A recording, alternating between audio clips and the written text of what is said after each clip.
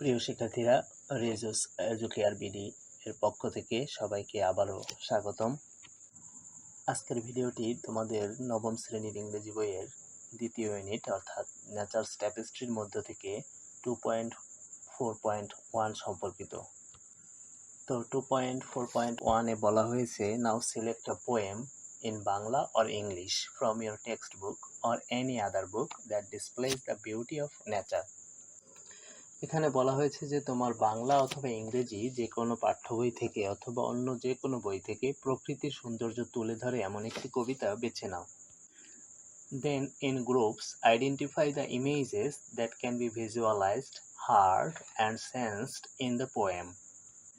তারপর সেই সকল ইমেজগুলো চিহ্নিত করো দলে, যেগুলো তুমি দেখতে, শুনতে এবং অনুভব করতে পারছো। Then describe how the images contribute to making a connection between you and nature. এরপরে বর্ণনা করো যে এই ইমেজগুলো কিভাবে তোমাকে প্রকৃতির সাথে সম্পর্ক স্থাপন করতে ভূমিকা রাখছে। তো তোমাকে এ ব্যাপারে সাহায্য করার জন্য একটি কবিতা তারা দিয়ে দিয়েছে। কবিতাটি হলো রবীন্দ্রনাথ ঠাকুরের আমাদের ছোট নদী কবিতাটি, এবং আমাদেরকে বলা হয়েছে এই কবিতাটির মধ্য থেকেই বিভিন্ন ইমেজ বা চিত্রকল্পগুলো চিহ্নিত করতে হবে এবং যেগুলো তুমি দেখতে, শুনতে এবং অনুভব করতে পেরেছো সেগুলো বর্ণনা করতে হবে। পাশাপাশি আরও একটি কাজ করতে বলা হয়েছে যে এই ইমেজগুলো কিভাবে তোমাকে প্রকৃতির সাথে সম্পর্ক স্থাপন করতে ভূমিকা রাখছে তা বর্ণনা করো।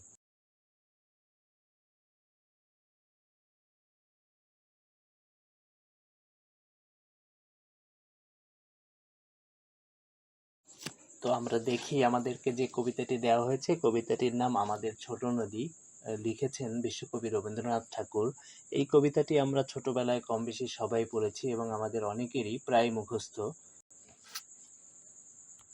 এই কবিতাটিতে কবি মূলত প্রকৃতির সৌন্দর্যই বর্ণনা করেছেন, যে আমাদের ছোট নদী চলে বাঁকে বাঁকে, বৈশাখ মাসে তার হাঁটু জল থাকে, পার হয়ে যায় গরু, পার হয় গাড়ি, দুই ধার উঁচু তার, ঢালু তার পারি।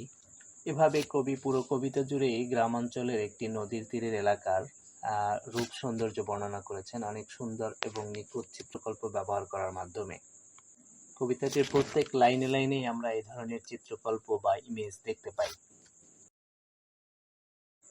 এবারে আমরা আবারও দেখি আমাদের যে প্রশ্নটি করা হয়েছে 2.4.1 এ আমাদের যা করতে বলা হয়েছে তা হলো, now select a poem in Bangla or English from your textbook or any other book that displays the beauty of nature. তোমার পাঠ্য বই বাংলা অথবা ইংরেজি অথবা যে কোনো বই থেকে প্রকৃতির সৌন্দর্য তুলে ধরে এমন একটি কবিতা বেছে নাও। এরপর এখানে মূলত দুটি কাজ করতে বলা হয়েছে। দুটি কাজ দেখো আমি আলাদাভাবে রঙিন করে আইডেন্টিফাই করে দিয়েছি বা মার্ক করে দিয়েছি। তো প্রথম কাজটি হলো identify the images that can be visualised, heard and sensed in the poem. অর্থাৎ কবিতায় থাকা সেই সকল ইমেজগুলো চিহ্নিত করো যেগুলো তুমি দেখতে, শুনতে এবং অনুভব করতে পেরেছো। আর দ্বিতীয় অংশে যে কাজটি দেওয়া হয়েছে সেটা হলো describe how the images contribute to making a connection between you and nature. তারপর ইমেজগুলো কিভাবে তোমাকে প্রকৃতির সাথে সম্পর্ক স্থাপন করতে ভূমিকা রাখছে তা বর্ণনা করো। তো আমরা দেখতে পাচ্ছি আমাদের দুটি কাজের মধ্যেই ইমেজ চিহ্নিত করা এবং ইমেজ বর্ণনা করতে বলা হয়েছে। তাহলে এখন আমাদের স্বাভাবিকভাবেই জেনে নিতে হবে ইমেজ বা চিত্রকল্প কি।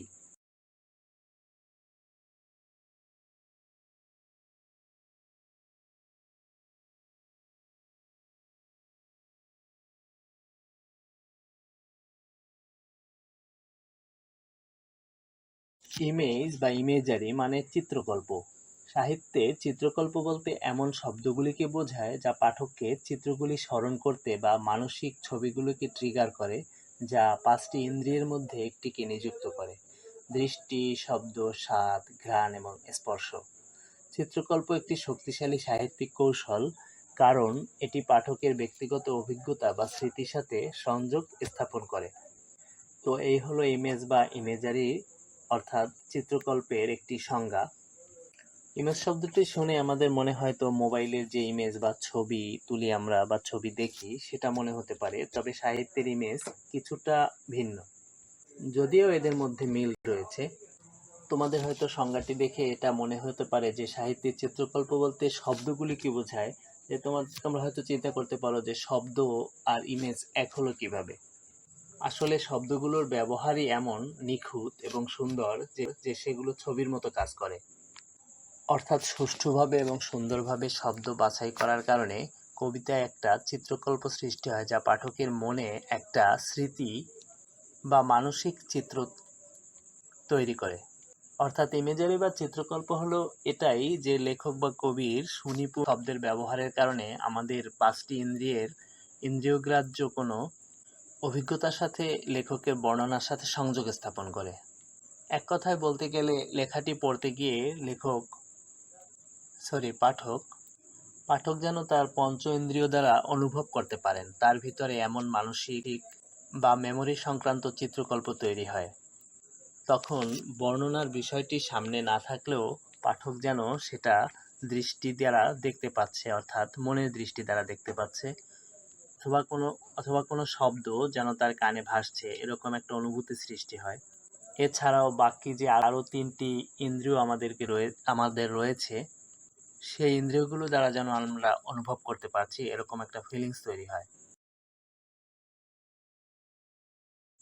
এবারে আমরা আমাদেরকে দেওয়া দুটি কাজ করার চেষ্টা করব। প্রথম কাজটি নিয়ে আমরা শুরু করতে চাই, যে প্রথম কাজটি হলো identify the images that can be visualised, heard and sensed in the poem.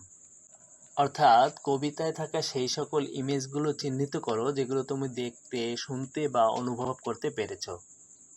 তো এখানে প্রশ্নকর্তা আমাদের পাঁচটি ইন্দ্রিয়গ্রাহ্য ইমেজের মধ্যে তিন ধরনের ইন্দ্রিয়গ্রাহ্য ইমেজ আমাদেরকে খুঁজে বের করতে বলেছেন। অর্থাৎ একটা হলো ভিজুয়াল ইমেজ, অর্থাৎ যেটা দৃষ্টি শক্তিলব্ধ চিত্র। আর একটা হলো অডিটরি ইমেজ, অর্থাৎ যেটা শ্রুত চিত্র, অর্থাৎ কানে শোনা যায়, অর্থাৎ শ্রবণ যন্ত্রের ইন্দ্রিয়গ্রাহ্য চিত্র। আর পরেরটি হলো সেন্সরি ইমেজ, অর্থাৎ অন্য সকল ইন্দ্রিয়গ্রাহ্য চিত্র। তো এখানে তিন ধরনের ইমেজের মধ্যে প্রথমটি হলো ভিজুয়ালাইজড, অর্থাৎ যেটি দেখা যায়, অর্থাৎ দেখার যোগ্য। দ্বিতীয়টিকে বলা হয়েছে হার্ড, অর্থাৎ যেটা শোনা যায়, এটার আরেক নাম অডিটরি ইমেজ। আর শেষেরটির নাম দেওয়া হয়েছে সেন্সড, অর্থাৎ ইন্দ্রিয়গ্রাহ্য চিত্রকল্প। তো এই উত্তরগুলো অনুশীলন করার জন্য আমাদেরকে এভাবে একটি ছক তৈরি করতে হবে, যেখানে ছকে তিনটি ঘর থাকবে। প্রথম অংশে ভিজুয়াল ইমেজ অর্থাৎ দৃষ্টিলব্ধ চিত্র বর্ণনা করতে হবে, দ্বিতীয় অংশে অডিটরি ইমেজ বা শ্রুত চিত্র বর্ণনা করতে হবে, এবং ৩ নং ঘরে সেন্সরি ইমেজ বা ইন্দ্রিয়গ্রাহ্য চিত্র বর্ণনা করতে হবে। তো তোমাদের জন্য আমি একে একে তিনটিরই সমাধান করার চেষ্টা করেছি। তোমরা আমার এই সমাধানটিকে অনুসরণ করতে পারো অথবা নিজেরাও কিছু এর সাথে যোগ বিয়োগ করতে পারো। তো আমরা এখন একে একে তিন ধরনের ইমেজেরই ইংরেজিতে বর্ণনা করব এবং সাথে বাংলা অর্থগুলো দেখব। তবে তার আগে বলে রাখি, নিয়মিত ভিডিও আপডেট পাওয়ার জন্য তোমরা এখনই চ্যানেলে নতুন হয়ে থাকলে লাইক দিয়ে সাবস্ক্রাইব করে নাও। চ্যানেলটি সাবস্ক্রাইব করা থাকলে ভিডিওগুলো বা পরবর্তী ভিডিওগুলো তোমাদের সামনে অটোমেটিক্যালি উপস্থিত হবে।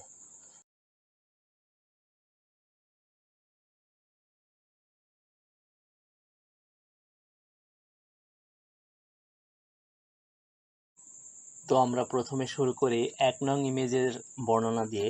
১ নং ইমেজটি হলো ভিজুয়াল ইমেজ, অর্থাৎ দৃষ্টিলব্ধ চিত্র।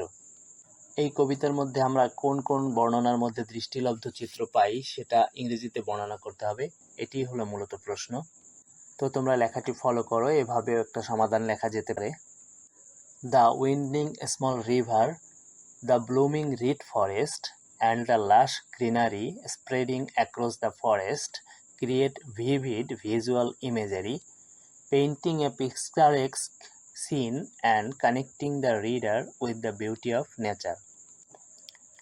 বাংলায় বুঝে নেওয়ার জন্য এখানে এর বাংলা অর্থটি উল্লেখ করে দিয়েছি, যে এঁকে বেঁকে চলা ছোট নদী, প্রস্ফুটিত কাশবন এবং সারা বন জুড়ে সবুজ গাছপালার আলোড়ন প্রাণবন্ত দৃশ্যচিত্র তৈরি করে, যা একটি মনোরম দৃশ্য এঁকে পাঠককে প্রকৃতির সৌন্দর্যের সাথে সংযুক্ত করে। 2 নং ইমেজটি হলো অডিটরি ইমেজ বা শ্রুতচিত্র। শ্রুতচিত্রটি হলো এমন একটি বর্ণনা যা মনে হচ্ছে আমাদের কানে শ্রবণের অনুভূতি জাগাচ্ছে। তো এই কবিতায় শ্রুতচিত্র অর্থাৎ অডিটরি ইমেজগুলো এরকম: the rhythmic sounds of the river, the depth of water up to the ankle in the month of Boishakh, and the twinkling or glittering of sand contribute auditory richness, immersing the reader in the sensory experience of the environment. এর বাংলা অর্থ হলো, নদীর কলকল ধ্বনি বৈশাখ মাসে হাঁটু পর্যন্ত জলের গভীরতা এবং বালির চিকচিক বা চকচক করা শ্রবণীয় সমৃদ্ধিতে অবদান রাখে, যা পাঠককে পরিবেশের সংবেদনশীল অভিজ্ঞতায় অবগাহন করায়। 3 নং ইমেজটি হলো সেন্সরি ইমেজ অর্থাৎ ইন্দ্রিয়গ্রাহ্য চিত্র। Sensory details like the fluttering of shaliks and the act of dipping scarfs in water appeal to touch, offering a tactile connection with the surroundings. অনুভূত চিত্রের সংবেদনশীল বর্ণনা, যেমন শালিকের ঝাঁকের কিচিরমিচির করা এবং গামছায় জল ভরার বিষয়টি হৃদয়বৃত্তিতে নাড়া দেয়, যা চারপাশের পরিবেশের সাথে একটি স্পর্শ অনুভূতির সংযোগ সৃষ্টি করে।